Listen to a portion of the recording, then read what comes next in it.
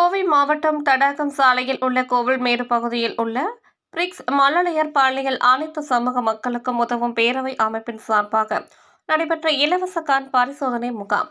கோவை மாவட்டம் தடாகம் சாலை கோவில்மேடு பகுதியில் பிரிக்ஸ் மழலையர் தொடக்கப்பள்ளி அமைந்துள்ளது.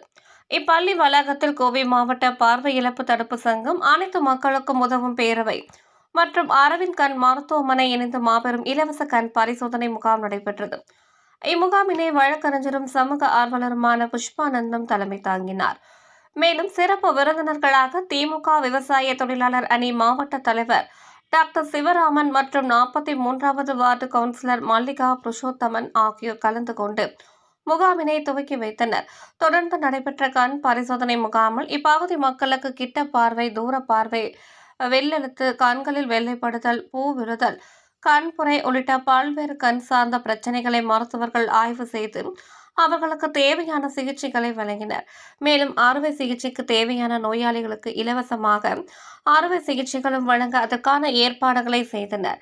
இந்த முகாமில் இந்திரன் இதழ் ஆசிரியர் உலகநாதன், சிவாஜி காலனி குடியிருப்போர் நலசங்க தலைவர் லயன் டாக்டர் நடராஜன், கௌரவ ஆலோசகர் கணேசன், வழக்கறிஞர் குமாஸ்தாக்கள் லட்சுமி, திவ்யா, பால்ராஜ், கோவில்பாளையம் செல்வி, பொள்ளாச்சி பத்மா, திரைப்பட நடிகர் ஜான், ரியல் எஸ்டேட் அதிபர் Palaniappan, Saibaba colony financier Perumal, Bricks பள்ளி தாளர் பார்த்திபன், வேளாண்டிபாளையம் திமுக பொருளாளர் நாகராஜ், இளம் வழக்கறிஞர் வெற்றிவேல், கிறிஸ்தவ அமைப்பின் தலைவர் ஸ்டீபன்ராஜ், புளியகுளம் கருப்பையா, திமுக கவுன்சிலர் பிரவீன்குமார் உள்ளிட்ட பலரும் கலந்து கொண்டனர் என்பது குறிப்பிடத்தக்கது.